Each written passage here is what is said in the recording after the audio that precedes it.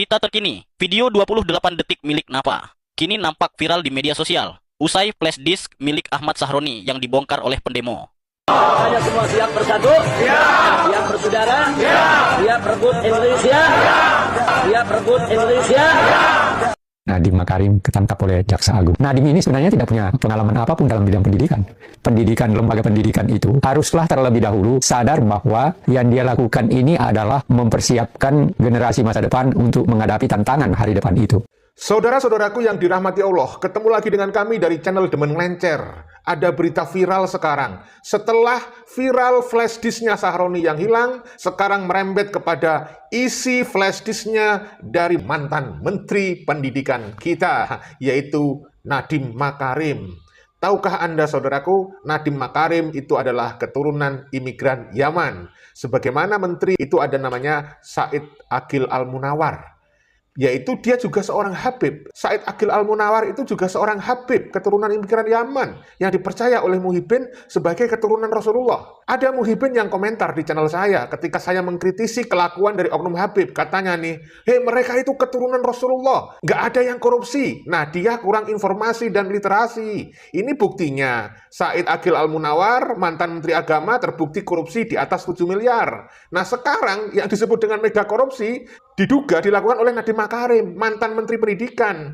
Ini juga adalah keturunan imigran Yaman. Nenek moyang mereka, leluhur mereka adalah keturunan imigran Yaman. Walaupun sebenarnya kelakuan korupsi itu tidak ada hubungannya dengan keturunan manapun, ini adalah murni kelakuan pribadi-pribadi oknum itu, tetapi ini kan keturunan spesial kata mereka sendiri, menyebut orang yang lebih mulia daripada 70 kiai alim. Doktrin itu sudah menyebar bahwa mereka itu harus dipercaya sebagai keturunan Nabi. Kalau nggak dipercaya, nanti kalian dilaknat oleh Allah, nggak mendapatkan syafaat dari Rasulullah SAW. Kalau kalian mencintai Habib, kalian dijamin masuk surga. Itu doktrin yang mereka gunakan untuk mengkapitalisasi nasab Rasulullah. Dan kita tahu mereka suka bawa-bawa agama, bahkan cenderung memanipulasi ajaran agama untuk kepentingan pribadi mereka, untuk melegalisasi tindakan mereka. Ini menarik, setelah viral tentang berita flash disknya Sahroni yang membongkar sejumlah kebobrokan di negeri ini, ada sekarang flash disk dari mantan Menteri Pendidikan Nadiem Makarim. Oleh karena itu, simak video ini sampai akhir, jangan di-skip, supaya kalian paham apa saja yang saya informasikan. Saudaraku yang dirahmati Allah, sebelum itu saya meminta keikhlasan hati jenengan, kerelaan hati untuk membantu demi kebertahanan eksistensi channel Demen Ngelencer ini dengan cara menekan subscribe, like, dan tanda lonceng. Terima kasih atas semua bantuan panjenengan semuanya. Assalamualaikum warahmatullahi wabarakatuh. Saudaraku, kita bahas sekarang viral bagaimana setelah kita bahas flash disknya si Ahmad Sahroni, sekarang muncul viral juga mempersoalkan tentang isi flash disk dari mantan Menteri Pendidikan. Cuman ini tidak dikabarkan flash disknya hilang. Hanya saja kalau misalnya diperiksa, dicek flash disk yang dimiliki oleh mantan Menteri Pendidikan Nadiem Makarim ini, akan ditemukan bukti-bukti yang menunjukkan apa kelakuan dia, baik buruknya, bahkan kalau diduga ada korupsi, data-data korupsi itu bisa dipastikan ketemu di dalam flash disknya Bapak Nadiem Makarim, mantan Menteri Pendidikan ini. Dalam hati kalian tentunya mungkin bertanya-tanya, kenapa seseorang yang sudah menjadi menteri, udah kaya raya, masih muda, tapi terjerat kasus korupsi?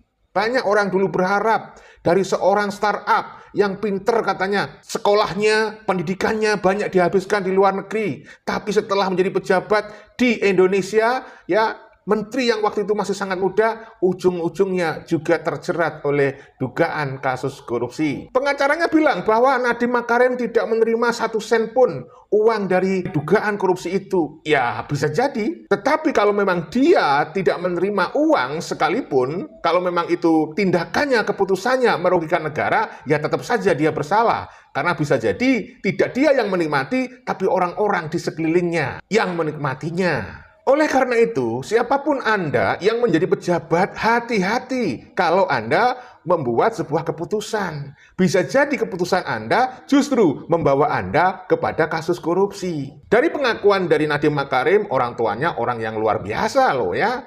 Ayahnya seorang pengacara ya, yang pernah bekerja juga di KPK. Mas kenal saya, ayah saya, Komite Etika KPK dulunya. Ibu saya, pendiri daripada Bung Hatta Anti Corruption Award. Saya lahir dan dibesarkan di keluarga anti korupsi, Mas. Saya tidak pernah dan tidak akan pernah mengambil sepeser pun. Tapi soal tindakan si Nadiem Makarim sendiri yang nggak ada hubungannya dengan kedua orang tuanya. Mau kedua orang tuanya jabatannya apa, kalau memang dia bersalah, ya nggak bisa dia mengelak. Nah, bukti-bukti nanti yang akan membuktikan apakah dia bersalah atau tidak. Tentu ini masih berproses. Serangkaian proses hukum akan dia jalani sampai kemudian ditentukan keputusan ingkrah bahwa dia bersalah atau tidak bersalah. Kita tunggu saja beritanya. Saya juga membuat survei kecil-kecilan, wawancara dengan sejumlah orang, guru dan praktisi pendidikan. Nadiem Makarim ini tidak banyak dikenal. Kebijakannya terutama terkait masalah kebijakan dari Kementerian Pendidikan. Nadiem Makarim itu dianggap kurang begitu peduli dengan pendidikan kala dia masih menjabat menjadi menteri. Iya, kala itu banyak orang mempertanyakan kompetensi dan kapasitas Nadiem Makarim, seorang entrepreneur yang mampu menarik banyak investasi ketika dia mendirikan startup Gojek. Tetapi Nadiem Makarim memang dianggap tidak mengenal bagaimana culture pendidikan di Indonesia. Nadiem Makarim dianggap tidak mengenal karakteristik pendidikan di Nusantara. Walaupun dia dikelilingi oleh sejumlah penasehat di bidang pendidikan, tetapi decision maker, keputusan akhir, ada terletak di tangan Nadiem Makarim. Saudaraku, mari kita simak berita-berita terkait dengan Nadiem Makarim berikut ini. Nadiem ini sebenarnya tidak punya pengalaman apapun dalam bidang pendidikan. Pendidikan, lembaga pendidikan itu haruslah terlebih dahulu sadar bahwa yang dia lakukan ini adalah mempersiapkan generasi masa depan untuk menghadapi tantangan hari depan itu. So, apa hasilnya Merdeka Belajar itu? Kan tidak ada juga. Dalam pengertian materi merugikan negara. Tetapi yang lebih penting bukan materi yang hampir 2 triliun itu. Melainkan yang dirusak itu adalah pendidikan. Dan kalau pendidikan rusak itu artinya apa? Berapa banyak anak-anak yang kehilangan.